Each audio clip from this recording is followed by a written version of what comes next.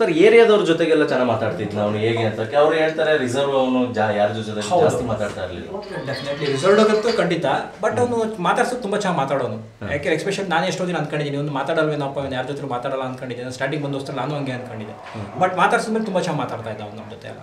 Sir ಇನ್ನೊಂದು ಹೇಳ್ತಾರೆ ಅವನು ಬಾಕ್ಸಿಂಗ್ ಹೇಳ್ಕೊಡ್ತಿಲ್ಲ ಮಕ್ಕಳಿಗೆಲ್ಲ ಅಂತ, ಆ ಥರದ್ದು ಏನಾದ್ರು ಇತ್ತ ಸರ್? ಬಾಕ್ಸಿಂಗ್ ಹೇಳ್ಕೊಡ್ತಿದ್ದ, ಬಟ್ ಸುಮ್ಮನೆ ಸಣ್ಣ ಪುಟ್ಟ ಹೇಳ್ಕೊಡ್ತಾವೆ. ಯಾವುದೇ ರೀತಿ ಫೀಸ್ ಆಗಲಿ ಅದಾಗಿ ತೊಗೊಂಡು ಹೇಳ್ಕೊಡ್ತಿರ್ಲಿಲ್ಲ, ಸಣ್ಣ ಪುಟ್ಟ ಬಾಕ್ಸಿಂಗ್ ಹೇಳ್ಕೊಡ್ತಿದ್ದ ಅಷ್ಟೇ. ಬಾಕ್ಸಿಂಗ್ ಎಲ್ಲ ಕಲ್ತಿದ್ದ. ಈಗೆಲ್ಲ ಇಲ್ಲಿ ಏರಿಯಾ ಇರೋ ಮಕ್ಕಳಿಗೆಲ್ಲ ಯಾರಿಗೂ ಹೇಳ್ಕೊಡ್ತಿರ್ಲಿಲ್ಲ. ಅಂದ್ರೆ ಪ್ರಾಕ್ಟೀಸ್ ಮಾಡ್ತಾ ಇದ್ದ ಫೀಲ್ಡ್. ನನ್ನ ಮಗನಿಗೂ ಹೇಳ್ಕೊಡ್ತಿದ್ದೆ, ಮತ್ತೆ ಫೀಲ್ಡಲ್ಲಿ ಸುಮ್ಮನೆ ಪ್ರಾಕ್ಟೀಸ್ ಮಾಡ್ತಿದ್ದಂತೂ ಗೊತ್ತು.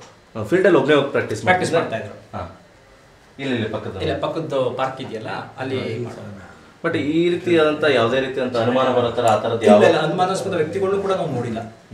ಯಾಕೆಂದ್ರೆ ನೋಡಿದ್ರೆ ಅಕಸ್ಮಾತ್ ನಮಗೂ ಗೊತ್ತಾಗ್ತಿತ್ತಲ್ಲ ಯಾರು ಬಂದು ಹೋಗ್ತಾ ಇದ್ದಾರೆ, ಫ್ರೆಂಡ್ಸ್ಗಳು ಬರ್ತಾ ಇದ್ದಾರೆ ಹೋಗ್ತಿದ್ದಾರೆ ಅಂತ. ಈಗ ಹೊರಗಡೆ ಹೋಗೋ ವಿಚಾರ ಅಂತೂ ನಮ್ಗೆ ಗೊತ್ತಿರಲ್ಲ, ಯಾಕಂದ್ರೆ ಯಾರು ಎಲ್ಲಿ ಹೋಗ್ತಾರೆ ಯಾರು ಬರ್ತಾರೆ ಅಂತ ತಿಳ್ಕೊಳಕ್ಕಾಗಲ್ಲ.